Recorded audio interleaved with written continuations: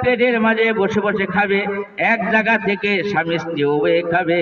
ও আমার ভাইয়েরা, বুখারীর হাদিসের মধ্যে আসছে, আল্লাহর রাসূল সাল্লাল্লাহু আলাইহি সাল্লাম যা দেখে আম্মা জান আয়েশা সিদ্দিকা রাদিয়াল্লাহু তাআলা আনহা একটা গোশতের হাড্ডি চাবাইতেছে, গোশতের হাড্ডি চাবাইতেছে।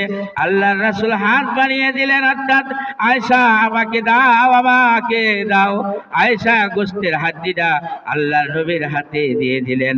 আয়েশা যে জায়গার মাঝে হাড্ডির কামড় দিয়েছেন, আল্লাহর রাসূলও সেই জায়গায় চিবাইতেছে, চাবাইতেছে। তো ইহুদি শুনতেছে যে এক প্লেটে বসে বসে খাইলে স্বামী স্ত্রী ঝগড়া বিবাদ মিটামিট হয়ে যাবে, স্বামী স্ত্রীর মাঝে মহব্বত হবে।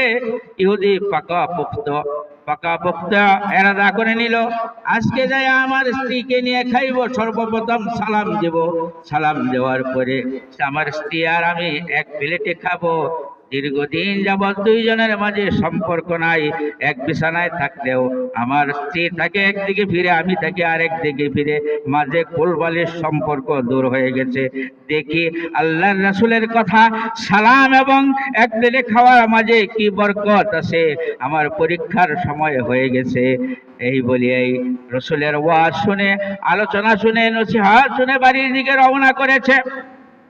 পথ যাইতেছে, তার বুক ভরা আশা।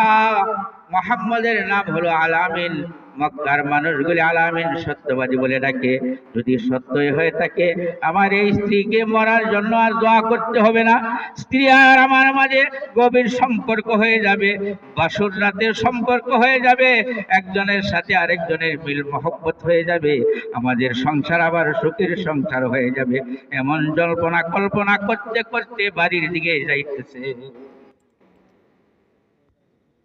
ওদিকে ইহুদি কয়েকদিন হাঁটার পরে বাড়ির অদূরে থেকে দেখে যে তার স্ত্রী একবার বাড়ির ভিতরে যায় আর একবার বাড়ির বাহিরে আসে। সে আশ করতে পারতেছে না বিষয়টা কি, এটা তার স্ত্রী কি না ভালোভাবে চিনতে পারতেছে না। একটু দূর থেকে যতই কাছে আসতেছে, পরিষ্কার হয়ে যাইতেছে তার স্ত্রী। এখন লক্ষ্য করে দেখে তার স্ত্রী প্রতিদিন স্বাভাবিক যে পোশাক পরে, এই পোশাক না, আজকের পোশাকটা একটু উন্নত ধরনের। আমাদের মহিলারা শোকেসের মাঝে ভালো ভালো কাপড়গুলি রেখে দেয়, যখন কোথাও বেড়াইতে যাবে তখন ভালো ভালো কাপড়গুলি পরে, পোশাক পরে পরিপাটি হয়ে যায়।